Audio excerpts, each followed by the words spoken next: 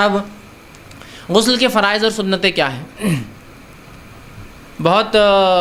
سادہ سیدھا ہے، اور وضو کے مقابلے میں بہت تھوڑی سی باتیں یاد رکھنا ہے تو غسل کے آپ کو یاد ہو جائیں گے، ورنہ غسل اتنا کمپلیکیٹڈ مسئلہ ہے ہمارے پاس کہ ہر آدمی پریشان ہے، غسل کیا کرنا ہے، غسل کیا کرنا ہے، غسل کیا کرنا ہے۔ بہرحال تو غسل بہت مختصر ہے، بہت چھوٹا ہے، ٹھیک ہے، جس کو آپ بھی یاد رکھ سکتے ہیں۔ بہرحال ٹھیک، تو غسل کے لیے سب سے پہلے ہم دیکھتے ہیں اس کے فرائض کیا ہے، فرائض کیا ہے، ٹھیک۔ اب یاد رکھیے، ہر شخص کو یہ فرائض یاد ہونا ضروری نہیں ہے، لیکن اس پر عمل کرنا ضروری ہے۔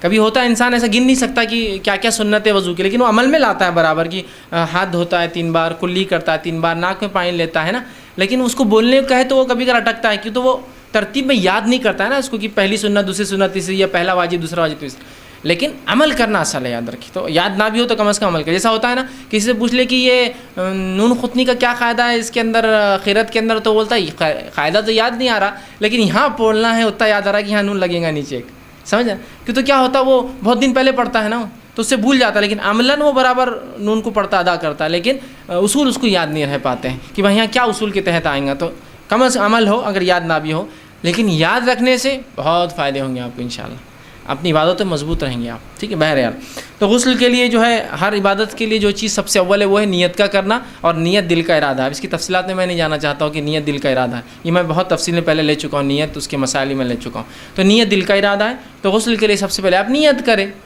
کہ میں غسل کر رہا ہوں، ٹھیک، یہ اس کی نیت ہے، اور ہر کام سے پہلے نیت کرے، اور نیت دل کا ارادہ ہوتا ہے، یاد رکھیں۔ ہم میں سے عموماً لوگ بدنیت نہیں ہوتے، بے نیت ہوتے بس ہم لوگ بہت سی بار، تو نیت کر لیا کریں، اس لیے کہ نیت کرنے سے ایک مباح عمل، ایک جائز عمل پہ اگر نیت درست ہو جائے تو باعث اجر و ثواب ہو جاتا ہے وہ بھی، ٹھیک۔ تو سب سے پہلے چیز جو ہے نیت کر لیں۔ دوسرا کام یہ کرنا ہے، نیت کرنے کے بعد جسم کے ہر حصے تک جہاں جہاں آپ کر سکتے ہیں پانی کو پہنچائیں، ہاتھ کے ذریعے آپ جہاں جہاں آپ کر سکتے ہیں مکمل طور سے جسم کے ہر حصے پر پانی پہنچائے۔ اور تیسری چیز جو ہے، انگلیوں کا خلال کرے، کلی کرے، ناک میں پانی لے، اور جسم کا کوئی حصہ جو ہے آپ سوکھا نہ رہنے دیں۔ تو بہرحال اس کو کوئی ہم 1 2 3 کے آرڈر میں نہیں کر سکتے، ایک سمپل بات یہ کہوں گا، نیت کیجئے، پورے جسم کو مکمل بھگا لیجئے، اور کلی اور ناک میں پانی لے لیجئے، بس یہ اس کے فرائض ہے، سمجھ لیجئے، ٹھیک۔ یہ اتنا ہی بہرحال سادہ ہے کہ جسم مکمل طور سے بھیگ جائے، انسان کا مکمل ہو جائے، اور نبی اکرم صلی اللہ علیہ وسلم نے کلی بھی کی، ناک میں پانی بھی لیا، تو بہرحال آپ یہ بھی اس میں جو ہے ڈال دیں، ٹھیک۔ کچھ علماء نے بہرحال کلی کرنے اور ناک میں پانی لینے کو اس کی سنت قرار دیا ہے، ٹھیک، واللہ عالم۔ بہرحال لیکن اس سے پہلے میں نے وضو میں تفصیلات رکھ چکا تھا کہ ان کی دلیل کیا ہے، جس نے کہا کہ کلی اور ناک میں پانی لینا یہ جو ہے وضو کے بھی واجب ہونے میں ہے، مطلب واجبات میں سے ان کی دلیل وہی تھی کہ فطرت کا حصہ ہے، اس لیے کہ فطرت میں ناک میں پانی لینا، تو کہا یہ چونکہ فطرت کا حصہ لہٰذا یہ بھی جو ہے اس کے فرائض، لیکن بہرحال تو غسل کے اندر واللہ عالم بہرحال جو بہتر ہے، لیکن آپ میں سمجھتا ہوں بہت آسانی سے کر سکتے ہیں، اور ہر اس حصے پہ پانی پہنچائیں جہاں آپ کو شک ہو کہ پانی نہیں پہنچ سکتا ہے، جیسا بغل کا نچلا حصہ ہوا، ناف ہوا آپ کی، ٹھیک، نیول جس کو کہتے ہیں، بومبل عام زبان میں جو کہتے ہیں، ٹھیک ہے، نیول، اس میں چونکہ اس میں پانی عموماً نہیں جاتا، اور خاص طور سے کم پانی ہو تو پھر ڈائریکٹ ڈالنے میں نہیں پہنچ سکتا ہے، تو کوشش کرے۔ اور پیروں کا پیچھے کا حصہ ہو سکتا ہے سوکھا رہ جائے، یا بیٹھ کے غسل کرے تو پیر مڑنے سے کیا ہوگا، وہ سوکھا رہ جائیں گا، تو اس میں پانی پہنچانے کی کوشش کیجیے۔ بغل کے نیچے حصے میں جب تک آپ پانی نہ ڈالیں، عموماً زیادہ پانی ہو تو پھر تو بہت سا بہنے سے بھیگ جائیں گا، کم پانی میں نہیں ہو سکتا، کانوں کے اندر، ٹھیک ہے، اس کو آپ کریں، ٹھیک ہے۔ تو یہ آپ کوشش کریں، جسم کا مکمل جسم کا غسل میں بھیگنا یاد رکھیں ضروری ہے۔ تو یہ تھے بس کچھ باتیں جو غسل کے تعلق سے، ایک عام زبان میں کہوں پورا جسم بھیگ جائے آپ کا اوپر سے اور کوئی حصہ باقی نہ رہے۔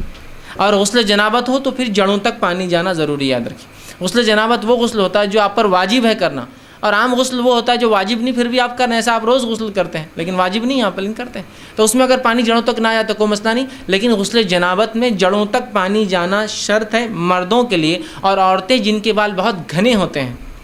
یا وہ عورتیں جو بہت زیادہ چوٹیاں ڈالتی ہیں، ان دونوں کے لیے اپنی چوٹی کھولنا اور گھنے بالوں تک پہنچنا ضروری نہیں، اگر اوپر بھی 3 بار پانی ڈال لے تو انشاءاللہ ان کے لیے کافی ہو جائیں گے۔ جیسے کہ ایک صحابیہ آئی اور کہا، اللہ کے رسول صلی اللہ علیہ وسلم، میں نے اپنے بالوں کو سدھارا ہے بہت مشکل سے، ہو سکتا ہے ان کے بال کرلی ہوں گے، گھنگرالے بال جیسے افریقن ہوتے ہیں نا،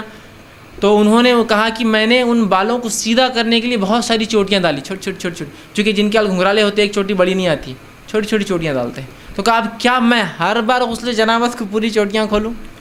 پوری پلیٹس کھولوں اس کی؟ تو کہا نہیں، ضرورت نہیں، تو 3 بار پانی ڈال لیں۔ تو یہ اس عورت کے لیے ہوگا جس کے بال بہت گھنے ہیں،